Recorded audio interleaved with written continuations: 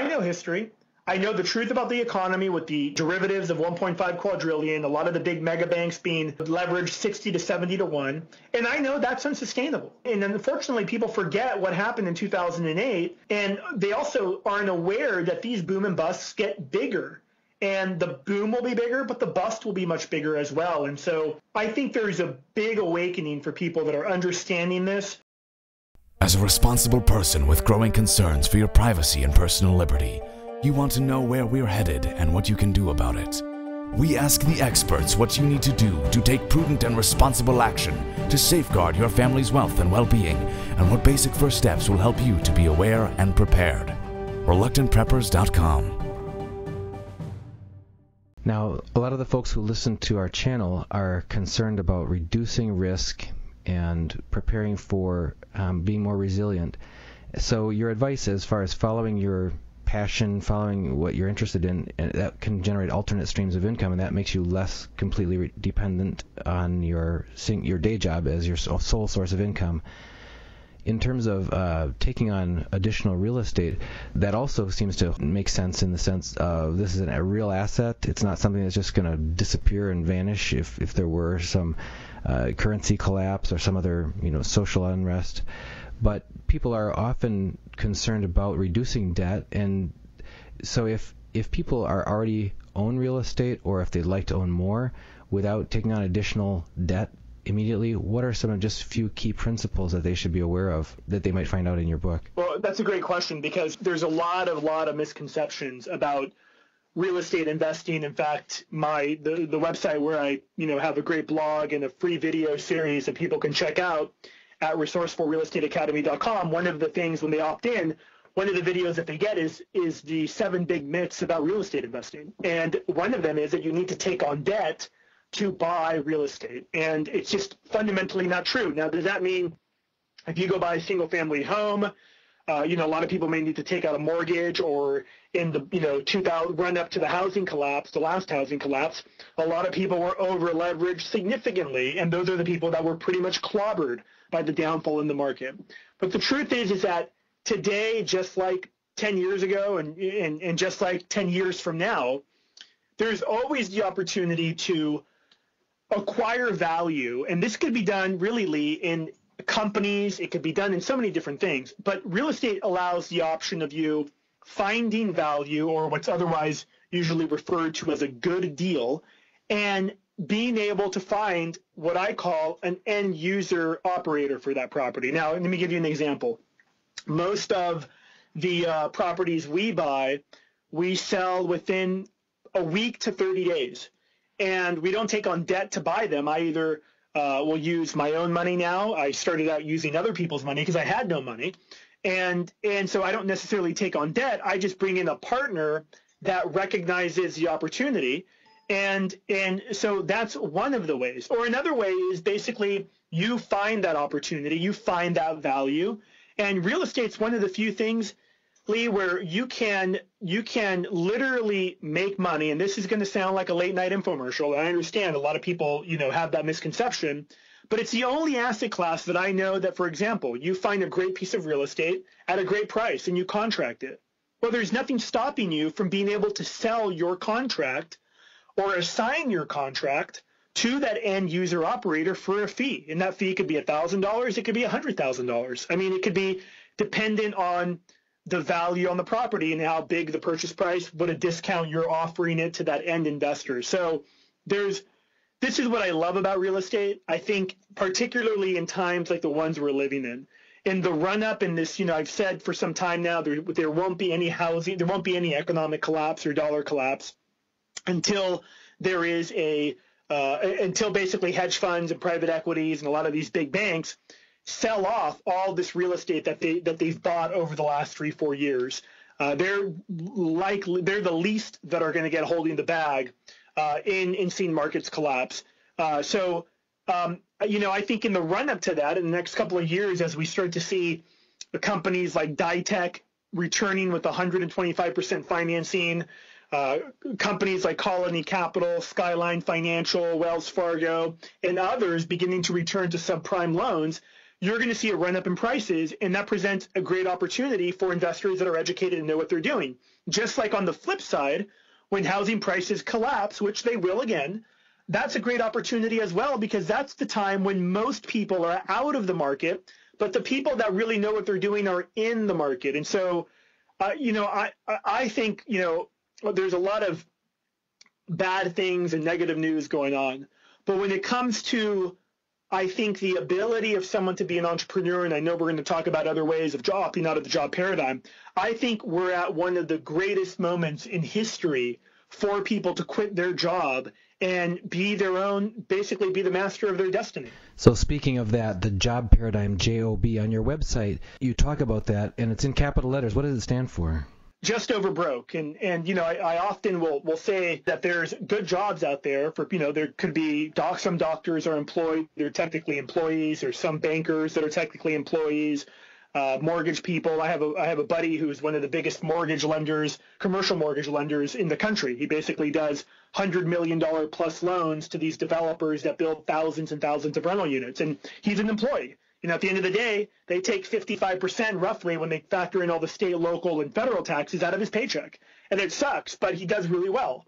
And so, and then also there's people that, may be employed by a company that's up and coming that they feel they have room to grow in. And I'm not saying that's necessarily bad. I'm particularly speaking to really what's been termed the rat race, where people are working these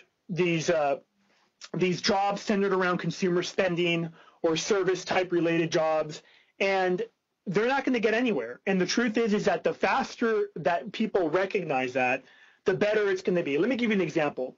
People that work for me, I'm routinely telling them, hey, because I know I become friends with them. I get to know them. I know what their skills are. And I tell them, hey, you should start a business around your skill.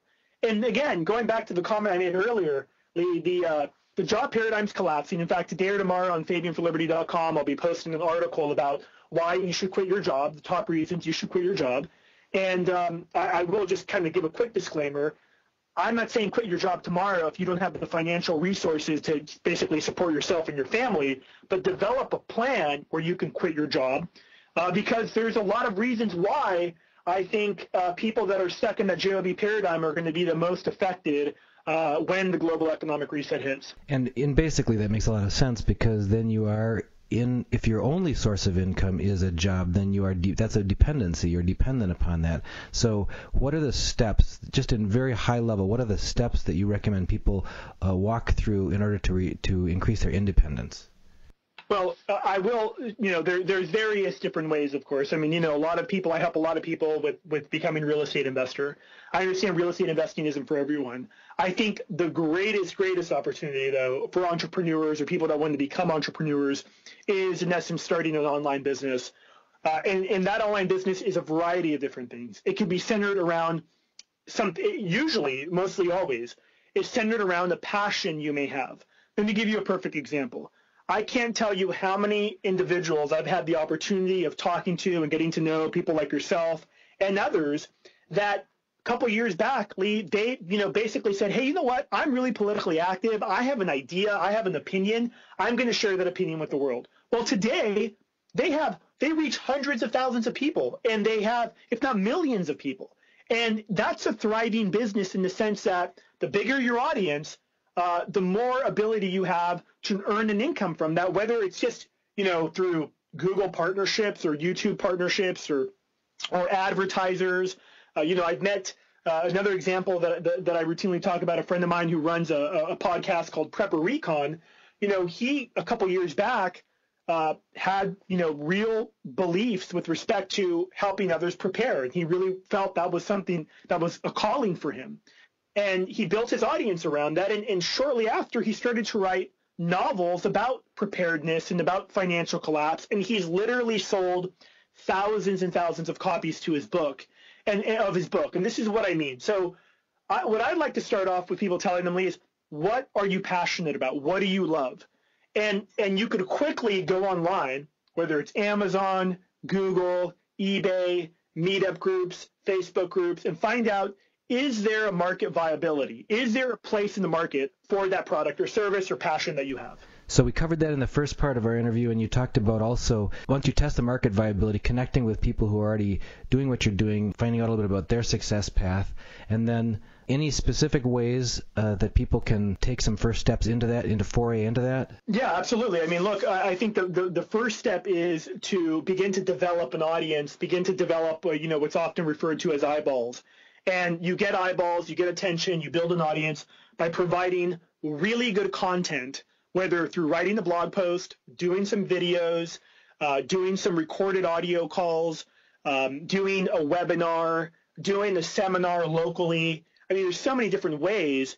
But developing really, really good content that makes you stand out. So once you've, like we talked about in the first part of the interview, once you've checked the market viability, once you've seen who are the other experts that are likely earning a living doing what I love or what I want to be, well, how can I create even better content? How can I create content that's really meaningful and impacts people's lives? And I don't just mean, and we're talking here about so many different things. I mean, it can be anything from gardening to saving money on your grocery bill to, there's so many things. And this is what I call the new class of experts that are out there.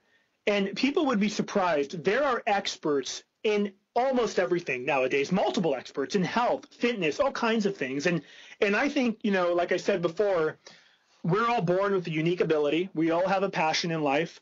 And I think the sooner we begin to share that passion with the world, the sooner we'll begin to embark on the path of entrepreneurship around that passion that can help us get out of the job paradigm. I mean, that's certainly been true for my life in a variety of different ways and countless of other people that I've had the opportunity to meet. And again, just to underscore the principle that you stated earlier is you're not advocating that people sort of jump ship and then try to build something, but go ahead and start developing on the side, following your passion, an alternative stream of income. We've had other guests on. I know that Jerry Robinson from followthemoney.com talks about creating alternative streams of income, and once that alternative stream of income becomes significant enough for you, that really does open up new flexibility and freedom of choices for you because of your independence that it gains for you. It's a great point. And let me also say, I get emails often where people will say, Fabian, I got a great idea for this product.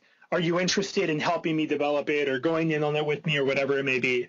And I'll tell you, that's really an outdated way of thinking. I think a lot of people listening today, Lee, may have that idea that they've been thinking about. And there's a huge difference between the people that have the idea and the people that actually implement that idea. And today, like I said, and I'm just going to drive this point home again, we live in a world where you could implement your idea for almost free online and begin to test the idea. And I would recommend, there's a great book out there called The Lean Startup. And basically, it's all about this. It's all about, hey, I got a great idea. Let me get it up and running for as cheaply as I can, get customer feedback, test it, and then, continue to tweak it and make it better and better. And, again, that's why I'm so optimistic with respect for entrepreneurs, because this wasn't possible 10 years ago. It's possible today because of the internet and technology, and people really need to really understand the times they're living in and take that opportunity and run with it. I'd like to turn our attention, if we could, to your book that's coming out now, The Global Economic Reset. If you could give us an indication of what that means, what does a global economic reset look like? And then specifically, what are the risks that it brings, and what are the signs that people will see when it's coming as near as it's going to come before it actually happens? Yeah, well, I'll take the risk part first. We're already seeing the risks. I mean, we're seeing the risks in the collapse of the job paradigm with respect to millions of jobs that have been lost. Those jobs are not coming back. It's a fundamental transformation of the global economy. I mean, here's an interesting fact that in the next 10 years, their estimates are between 1 billion and 1.5 billion Asians will be entering the middle class. And there's going to be a huge transfer in the middle class. And we're already seeing that in America. The middle class in America is getting smaller. And so it's already underway. Now, what I mean by the global economic reset is not necessarily a theory of mine. It's a historical fact that, A, the world reserve currency status doesn't last forever. America's had the world reserve currency since 1945. And it's awarded us an inexpensive lifestyle. It's awarded us the $100 flat screen TV, low gas prices, although those are obviously increasing because of the value of the devaluing of the dollar. But it's allowed for really this boom that happened in the 60s, 70s, 80s, and all this growth that's happened. Well, like I said, the world reserve currency status won't last forever. There's a lot of different indicators, from the Saudis potentially, basically getting off the petrodollar and selling their oil in other currencies, to the bilateral trade agreements that are putting more pressure on the Fed to print more money because there's less global demand for the U.S. dollar. So I think pretty much the handwriting's on the wall. One of the things that have allowed us the world reserve currency status, as it allowed England and France before, is having a very powerful military. Well, we see around the world, particularly in China and Russia, real advancements in their military, and not just with respect to the military, though, Lee. Comments from China, repeated comments. I mean, I have business partners in China, and they tell me often the state-run media in China is telling the Chinese people, we're going to topple the U.S. dollar. We will have the world reserve currency. And so when that happens, that will be a significant event that will really hurt the middle class and the poor in this country. The wealthy will remain wealthy because they have assets and they have things that are of value. And so as I say, and I learned from this little old lady that I used to work with that survived the Great Depression, it's better to prepare a few years early than a few days too late. And I think that people in the Global Economic Reset book, I just cover the history behind it and all the examples that are leading up to this huge economic shift. The loss of the U.S. dollar and the Chinese looking to topple it reminds me of a quote that we discussed in a previous interview with a different visitor, saying it was from Warren Buffett, the Oracle of Omaha, most successful legendary investor of the last century here, saying that the 19th century belonged to the British Empire and the 20th century belonged to the United States and the 21st century belongs to China, and you should invest accordingly. So what can an ordinary person do to reduce their risk of exposure to the global economic reset that's coming? Well, and just real quick, I'd say that George Soros also said, the new engine of growth is going to be China. Real quick, it doesn't mean China doesn't have major problems. They have a huge housing bubble that will burst. They're likely going to go through a Great Depression like America did. But these are all things that actually are almost good for economies to go through some of these boom and bust cycles. Not the ones that are manipulated and created by the Fed, but natural free market boom and bust cycles. Now, we know China doesn't have a free market, but the point is that there is this idea of creative destruction in economies that actually help make the economy stronger. With respect to your question on what the average person can do, I think we pretty much covered it at the beginning of this second part of the interview. Lee, I think that people need to get out of the job paradigm, because those people that are dependent on wages, that trade, again, an outdated model, just like the dollar is outdated.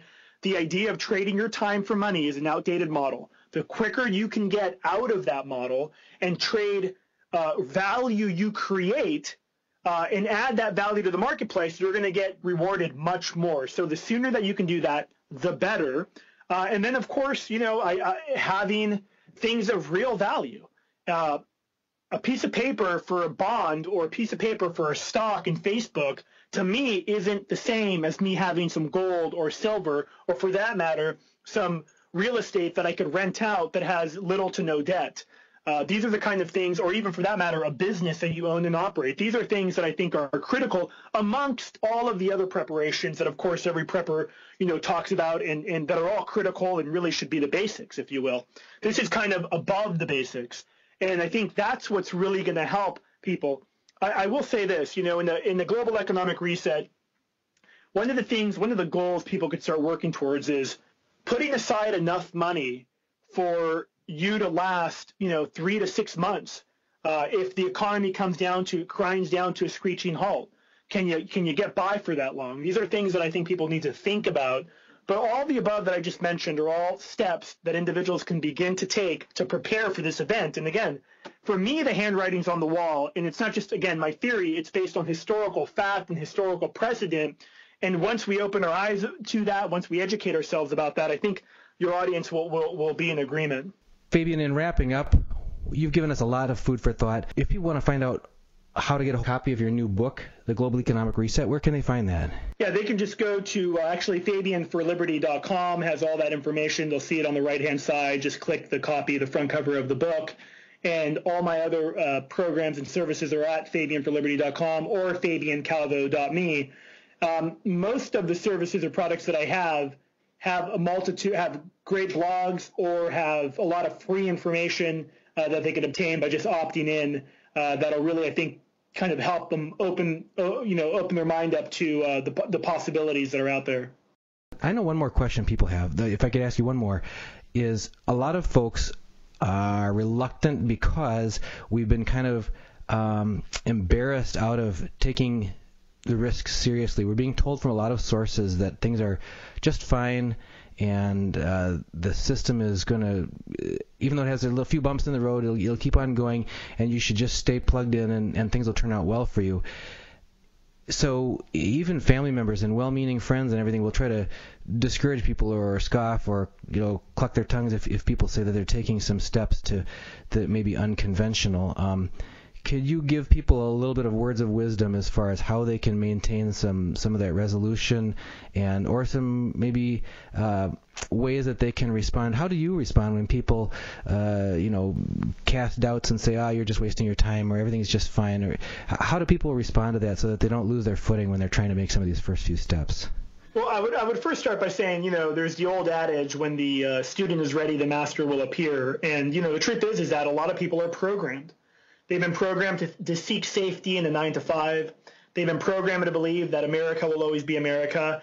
And, truth be told, Lee, we're not going to change those minds until they're ready and recognize. And for me, I think the best way of doing that is by leading by example. If I had a job, I can't tell you how many people that I talked to had a job a year ago, a couple of years ago. Today, they work their own hours. They're their own boss.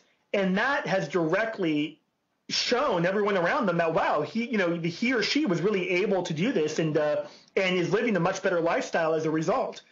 I would just say, in my personal opinion, and people need to do their own soul searching and check in with their higher power on this, but if people aren't prepared, don't have things like food storage, aren't diversified into things like gold and silver, I think they're crazy. And again, they might think I'm crazy, but I know history. I know the truth about the economy with the derivatives of 1.5 quadrillion, a lot of the big mega banks being leveraged 60 to 70 to 1. And I know that's unsustainable. And unfortunately, people forget what happened in 2008. And they also aren't aware that these boom and busts get bigger. And the boom will be bigger, but the bust will be much bigger as well. And so I think there's a big awakening for people that are understanding this. I think one of the important things, too, though, is that we don't develop this bunker mentality. With all things said and done, we know all the stuff that we know to be true. That doesn't mean that we have this bunker mentality, and just the opposite. I mean, I'm out there starting new businesses. I'm out there helping as many people as I can get educated about what's going on, just like you are with this podcast.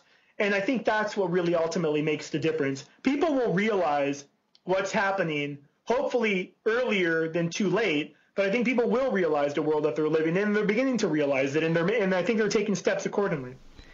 Well, Fabian, you've been generous with your time, and I want to thank you on behalf of all of our Reluctant Prepper audience for joining us here on ReluctantPreppers.com. We'd like to have you back another time after your book, The Global Economic Reset, comes out, to hear some of the feedback that you get on that from your audience, and to share some more of your insights with us on how people can improve their financial independence. Yeah, sounds great, Lee. Thanks for having me on.